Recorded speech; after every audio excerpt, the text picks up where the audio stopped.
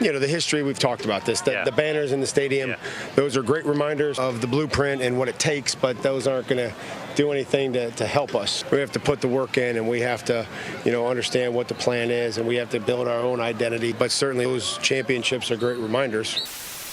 The revered legacy of the New England Patriots feels like forever ago. 2 back-to-back 4-13 seasons, in the 2022 season an 8-9 record, missing the playoffs, and their last playoff appearance being in the 2021 season. And in this video, we're gonna dare to ask if the Patriots are a sneaky wildcard threat. And there's a multitude of reasons of why I think this is actually a legit argument, and look no further than the head coach, Mike Vrabel, a former New England Patriot who won 3 Super Bowls with the New England Patriots as a linebacker slash defensive end, was integral to that dynasty era, and now he returns as a head coach, looking to bring the Patriots to similar success that he had as a player. And I think that the Patriots won immediately when they hired Mike Vrabel, because he's proved how great of a leader of a man that he is when he was the head coach of the Tennessee Titans. Look no further to when Mike Vrabel led the Tennessee Titans to the AFC Championship game. They of course lost that game to the Kansas City Chiefs 35-24, and then the Chiefs would go on to win their first Super Bowl in the Mahomes and Andy Reid era. But that team put up a great fight, and players like a Ryan Tannehill won comeback player of the year, and everyone acknowledged that he was mostly a game manager. But that season was the most successful for Mike Vrabel in his coaching tenure. And then you look at seasons after that, they lost in the wild card round in the 2020 season, and then in the 2021-22 season they lost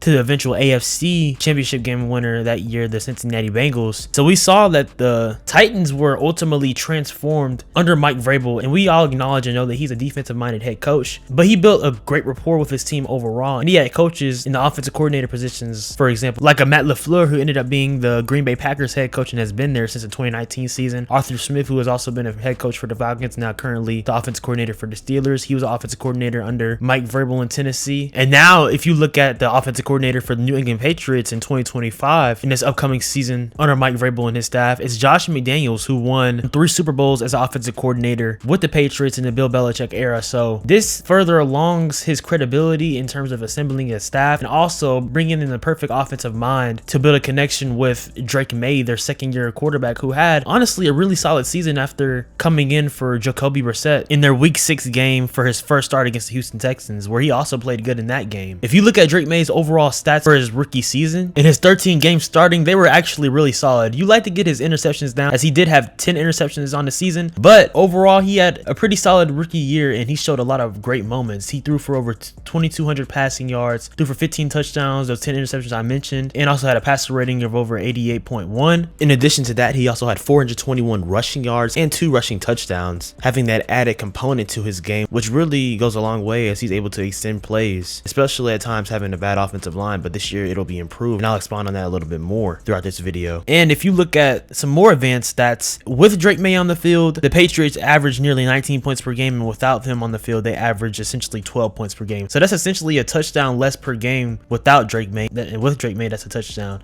And I think we all remember that amazing performance that he had against the Titans as well too. Even though they lost that game, he had an amazing touchdown to force overtime, and he had 2 picks in that game, and that's what some of the season consisted of. He had a lot of great moments. Sometimes he had an extra turnover or 2 that you didn't like, but Drake Maye, he showed a lot of flashes as being a dynamic pocket passer, but also at times showcasing his athleticism at his 6'5" frame. And I think a lot of people forget how tall and how big of an athlete that he is, and that's why a lot of people had some of those similar comparisons to Josh Allen ahead of the 2024 draft when he was drafted last year. You're probably looking at the title of this video and like, bro, the Patriots are not making the playoffs. And my retort to that is, not only along with the head coaching position being upgraded, but this team has added some talent in free agency and also the draft. Let's start with free agency first, as it does take place before the draft. And ahead of free agency this year in 2025, the New England Patriots, they had a league high of over $125 million in salary cap space, and they were essentially projected to have over $130 million. But regardless of that, they led the league in terms of the most money to spend in free agency, and really they spent it well. From a defensive perspective, I think their biggest signing easily was Milton Williams. Had a huge season with the Super Bowl winning champion Philadelphia Eagles last year at that defensive tackle position, and he's going to be able to provide great ability in terms of a run stopping perspective, but also in a pass rush game and really trying to get some TFLs. Last season he had 5 sacks and 11 solo tackles, and also if you look at that dominant Super Bowl performance that the Eagles defense had against the Kansas City Chiefs, Milton Williams, he was responsible for 2 sacks in that game. So that's a huge presence to that New England Patriots defense that was ranked 22nd in the league last year and had a lot left to be desired. Also an underrated signing that I think that the Patriots had, adding to their linebacker room, and Robert Spillane from the Las Vegas Raiders, who was really key in their defense. Even though that the Raiders weren't a great team, Robert Spillane was one of their bright spots, and he adds to this defense as well under Mike Vrabel and defensive coordinator Terrell Williams. And if you look at some of the other free agents they acquired, another obvious one was Stephon Diggs. Coming off of that torn ACL with the Houston Texans, ended up derailing his season after only playing 8 games and was sidelined due to that. Well, with New England Patriots, Diggs signed a 3-year, $69 million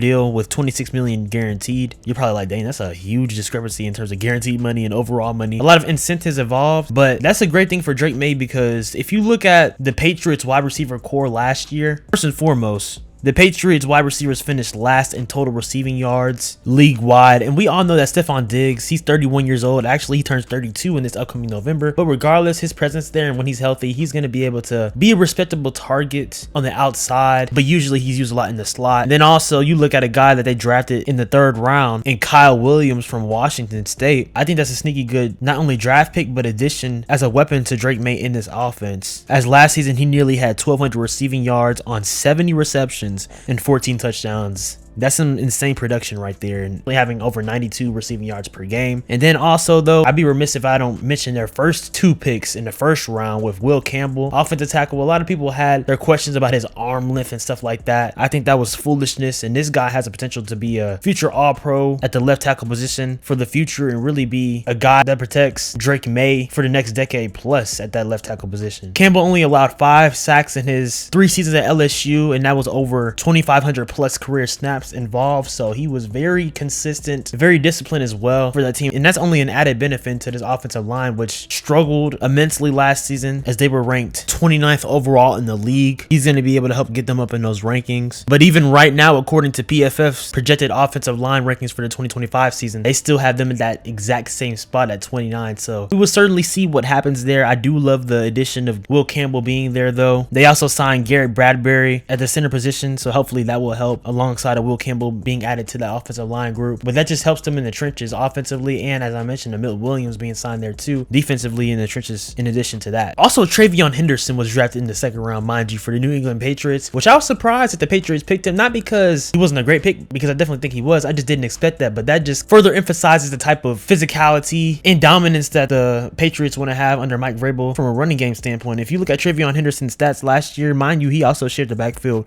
with a Quinshon Judkins, who right now a lot of circumstances with him is unclear, but we're not going to talk about that with the Cleveland Browns. But Travion Henderson, his stats last season for the Ohio State Buckeyes, who won the national championship, he had 144 carries for over 1,000 rushing yards and 10 touchdowns, averaging 7 yards per carry. That's elite. And also as a receiver, he was utilized well in that Ohio State offense, had 27 receptions for 284 receiving yards and a touchdown. So that's another added weapon that the Patriots were able to get in the 2nd round to complement a running back like a Ramondre Stevenson, who has been solid. But Travion Henderson, I think he has home run ability, which we saw at full-fledged in the college football playoff and overall in the Ohio State 2024 season. And that's just a perfect player to add into this new-looking New England Patriots squad. We also can't forget Christian Gonzalez. He's one of the best corners in the league. Just drafted in the 2023 season, going into his 3rd year. He was an All-Pro in the 2024 season last year, a part of the 2nd team particularly, so 2nd team All-Pro, but still. In the 2nd season, that's pretty insane. His production has been great. He's only allowed 46 receptions to receivers on 84 targets, and that was last season. Only allowed 2 touchdowns, had 2 interceptions and 11 pass breakups as well in the 16 games. That was a really strong and insane production from him after his season was cut short in his rookie year, only playing 4 games because he tore his labrum. He's only continuing to ascend as a player, as a young defensive back in this league. Certainly a foundational part of this defense, but overall this team in general. And if he has another season with that type of production this upcoming year and is an All-Pro, either 2nd team or 1st team, I think he's probably going to look to be extended by the New England Patriots, getting similar money to what we saw Derek Stingley or even a Sauce Gardner had in his past offseason. And he also just turned 23 years old in June. So I think Christian Gonzalez, he's a huge piece to this defense and is only going to continue to contribute even better going forward. But before I further expand on why I'm asking if the Patriots could be a sneaky wildcard threat, make sure you hit the like button and subscribe and turn on post notifications. You know we post about here videos about the NBA, NFL, Marvel, DC, pop culture. This is video number 8 of our NFL season preview series. This is the last video, particularly in the AFC East, but after this Patriots video, we'll be moving on to previewing the NFC West and starting off with the Los Angeles Rams, so stay tuned for that for sure. But with all that being said, if I didn't say it already, follow me on Instagram at SwaggyRuss, on X/Twitter at SwaggyRuss as well, TikTok at SwaggyRuss02 for short videos, real content and stuff like that. And with all that out the way, let's see and discuss if the New England Patriots are a sneaky wild card threat in this 2025 NFL season. So I want to further talk about Josh McDaniels being back as an offensive coordinator in New England because it's very important. We're going to disregard all the stuff that happened with him as a head coach with the Las Vegas Raiders and things like that. We know that that was a total disaster and dumpster fire. We're not really even going to acknowledge that at all. But the last time the Patriots made the playoffs, as I mentioned earlier, was in that 2021 season with the rookie Mac Jones, who we all acknowledge and know he was a definition of a game manager, an unathletic quarterback, all the 9 yards, but he was still solid in his rookie year. And shoot, he even made a Pro Bowl. But I mentioned that season, particularly with Mac Jones and Josh McDaniels, because the Patriots, they actually had a solid offense that year with all things considered. In 2021, McDaniels helped the Patriots rank 6th in points scored. I know, 6th in points scored with a rookie Mac Jones. And that was a year after Cam Newton was a starting quarterback. Then they released him before the season started, ahead of Mac Jones starting, all things of that nature too. And they still ended up having some solid success in making the postseason. And further along with that, we can look at previous seasons with Josh McDaniels, and I know that he had Tom Brady, the greatest quarterback and player of all time. So those are outliers in terms of stats that you can't directly connotate to what he'll do with Drake Maye, but still, it shows that his offense has real production and his scheme works. In 2007, the Patriots led the NFL in both points and yards, and we all know that's a season that they went undefeated in the regular season, winning 16 games, but ultimately losing to the Giants in the Super Bowl. So that sucked, but that was certainly an all-time great team, as we all know, even though they didn't win the ultimate goal. And then in other seasons, in 2012, the Patriots topped the league in total points and yards. In 2017, and like I mentioned, 2021 as well too. So there's given proof that his offense works, and if you want to look particularly at his scheme, it's very versatile, and you can't necessarily connotate it to one type of scheme. If anything, you look at a formation standpoint, he uses a lot of 11 and 12 personnel, and also 21 personnel, has a lot of shotgun formation, and also likes to utilize the quarterback being under the center, which I like a lot for a Drake Maye, as he can be multiple and do things out of play action, but also you could potentially add an element of an RPO type of game with a Drake Maye who can extend plays at a high level, whether it's with his running capability or throwing on a run. Really like that for him. And he likes to implement a good dose of the running game to help complement the pass, or marrying the run and pass game together with a Ramondre Stevenson and a Travion Henderson. That's only going to help, because last year the Patriots, they ranked 14th in the league in terms of rushing yards per game with almost 116 per game. So that's still in the top half of the league, but still it can improve. And I think with Travion Henderson, it will improve. Ramondre Stevenson, he only had 801 rushing yards last season. Granted, he did play 12 games, so he didn't play all 17, but still, with a new offensive coordinator in Josh McDaniels and Travion Henderson being added to that backfield, it only helps the running game have the potential to take off even more. And that ultimately helps Drake Maye and makes things easier for him, not having to just sit back and throw the ball all the time. He'll be able to have a strong running game, which will only help him develop even more as a quarterback. I know I already mentioned Stephon Diggs and Kyle Williams being added to this offense, but an underrated player being signed to this team in free agency is a Mac Hollins. And I know he's 31 years old, about to be 32. He was probably wide receiver 3 or 4 on that Buffalo Bills team, but he's a good veteran presence to have in that locker room. And also, if you look at the AFC Championship game that he had against the Chiefs, even though they did lose, Mac Hollins had 3 receptions for 73 receiving yards, and he had a really good touchdown against the Chiefs as well in that game too. So he's another weapon that can just be added to the offense to be really solid in the pass game for a Drake Maye. And not to mention, also Mac Hollins was a part of that Super Bowl winning team back in 2017 when the Eagles won their first Super Bowl. So that's a player that knows what it takes to win, alongside with a head coach in Mike Vrabel, who's won Super Bowls and had success as a head coach, Josh McDaniels, who's won multiple Super Bowls as an offensive coordinator. And then defensively, they hired Terrell Williams as a defensive coordinator. He has spent the 2024 season as defensive line coach for the Detroit Lions, and we all know that that team was ravaged by injuries in terms of defensively and also from a defensive line standpoint. And a lot of people give credit to Aaron Glenn for that defense and how they were able to bend, not break, and be solid overall that season. But I think that Terrell Williams being in that Detroit Lions room, that pedigree with their defense and how they were able to transform a culture there, that's perfect for how they're trying to transform the culture to New England, trying to build back to their winning ways. And he's also worked with Mike Vrabel before when he was a D-line coach for the Titans, so that just brings in some added continuity with the head coach and for a system that they're trying to implement. Because if you look at some defensive stats that the Titans had when Mike Vrabel was the head coach defensively, they were one of the best defenses in the league. In Vrabel's first season as head coach of the Tennessee Titans in 2018, they ranked 8th overall, and they were the 3rd scoring defense and 2nd in the red zone. In 2019, they ranked 13th in the NFL, and then in 2020, that was a season where they struggled. They nearly allowed 27 points per game, which was 25th in the league. But then in 2021, they ranked 11th. 11th. 2022 also ranked 11th as well. And then in his final season as head coach of the Tennessee Titans, they were 15th. So overall in his tenure there, they were one of the best defenses in the league, and they were steady. And I think that that'll add to this team as they've added from a personnel standpoint, but also from a coaching standpoint, to help ensure that defense is very respectable and is able to be dominant, physical, and force turnovers, because they're going to need to do that to help out a second-year young quarterback in a Drake Maye who is continuing to find his way. And like I said, has a lot of potential, and he showed a lot of flashes last season. But you're going to need that defense to make stops to get him back on the field to score more points, because if they're allowing teams in their division, particularly, as we all know, the Buffalo Bills have owned it for 5 straight years, and I still think that they're going to win it again. But if they want to be a team that represents a wild card in the AFC, they're going to have to bring it defensively and be dominant and give Drake Maye and overall the New England Patriots offense some extra possessions so they can put a lot of points on the board. It's for sure obviously unrealistic to compare this team directly to the success under the Tom Brady and Bill Belichick era. Winning 6 rings is absolutely absurd. Tom Brady in his career winning 7, ultimately lastly with the Tampa Bay Buccaneers. But having that type of success, Bill Belichick being arguably the greatest NFL coach of all time, you just can't directly compare it to it. But they definitely will talk about that standard being there, and y'all saw that clip at the beginning of the video. All of that stuff is acknowledged. But in the past few seasons, we can recognize that the Patriots, they have been far from that standard, and they have been a team that's been one of the bottom feeders, which we weren't used to in the previous 2 decades. I know I wasn't, for sure, because the Patriots, they were winning a couple of years before I was born, and then they were winning throughout all of my childhood through high school, and then essentially when I got to college, that's when things started to go awry. But everyone recognizes and knows that the Patriots, when you see that logo, it means success, it means excellence, it means a dynasty, and one of the best dynasties that we've seen in professional sports, in sports history. And if they're going to return to having that type of respect, it starts now with the physicality and the type of dominance and voice that a Mike Vrabel has, being the definition of a player's coach, but being a leader of men that will put his players in the right spots to be successful. And I think that we can see the Patriots potentially having a chance to be a sneaky wild card threat. And I want to talk about their schedule real quick, because it for sure matters, and it complements them well to having the case being a sneaky wild card threat in the AFC, because they have the second easiest schedule in the NFL behind the San Francisco 49ers. And let's run through their schedule real quick, as we do in all of these season preview videos, because it's always relevant in my opinion to help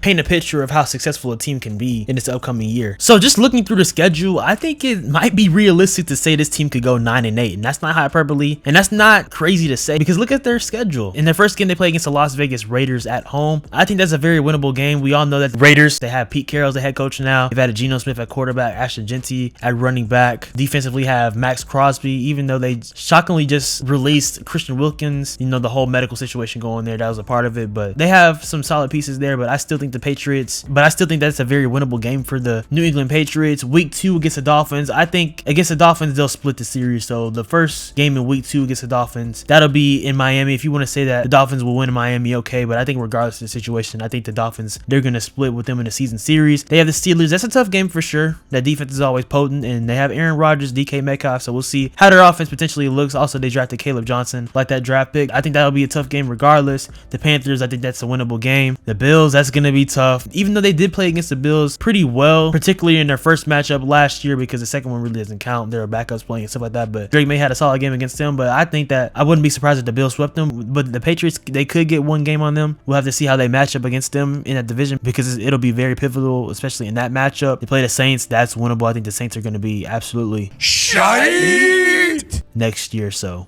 yeah, Titans, that's a winnable game. Browns, think they should win that. Falcons, that'll be probably a tough game, so that could go either way. I think they'll probably lose to the Bucks. The Jets, I think they have the potential to maybe even split or sweep the Jets. That's not controversial at all, in my opinion, to say. The Bengals, that'll be a tough game. The Giants defense is really good, but I think they can beat the Giants for sure. Bills, again, that's tough. The Ravens, I think they're going to lose against the Ravens, not going to lie, but crazier things have happened. Jets, I talked about, I could see them sweeping or splitting with them. And then lastly, they're playing against the Dolphins, who I think they're going to split with in a season series. So when I look at all of those games, I see the potential of a 9-8 record. I really do see it. That's not absurd at all to say. And we've seen that record not be enough in the AFC. For example, the Bengals, who tried to dig their way back to making the playoffs last year after starting off slow. They were 9-8 last year. They missed the playoffs narrowly. But depending on how things go in terms of a win perspective, who they win games against, they could find themselves sneaking right there into the playoff picture. And shoot, In the right circumstance, maybe an upset win, they can end up going 10-7. It's just very dependent on how they play against these teams in some of these tough games.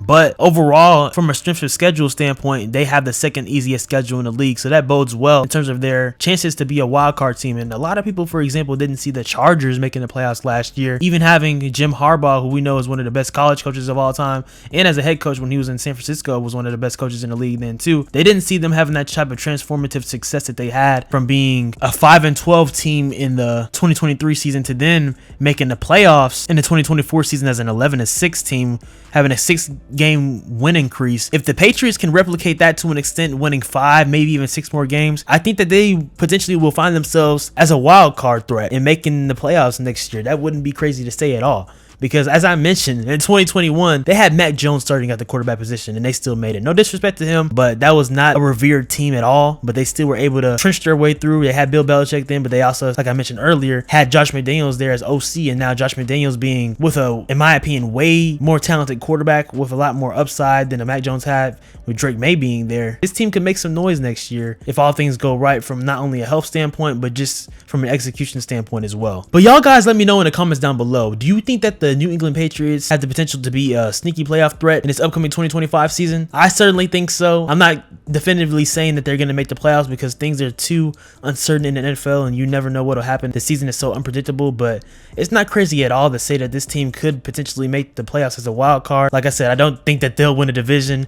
I think that's still going to be the Bills this year, very clearly. But this team has the potential to shock a lot of teams and have what, like a Denver Broncos type of run or like a Chargers type of run like last season, really replicating that type of year with a Mike Vrabel, who I think is one of the top 10 coaches in the league. So it's not absurd at all to say that this team could make the playoffs as a wild card. That's it for previewing all the teams in the AFC East. We're obviously going to talk about all the teams this year when I have my weekly NFL recaps and things of that nature too, and types of individual videos that I have throughout this season. But y'all let me know in the comments down below who y'all have winning the AFC East. I think it's still going to be the Buffalo Bills again, but a team like the Patriots, who I talked about and analyzed in this video, they can shock a lot of people in terms of making the playoffs potentially. The Jets, I think they'll be a tough opponent against any type of team, even if they don't make the playoffs. I think that'll be a tough team.